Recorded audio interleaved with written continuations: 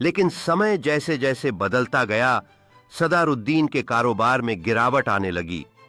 बाजार में नए फैशन के जूतों की बहार ने उसके काम को प्रभावित किया।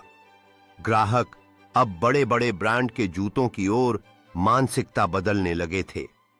सदारुद्दीन की बनाए हुए जूते लोगों को पहले जितने आकर्षित नहीं कर पा रहे थे।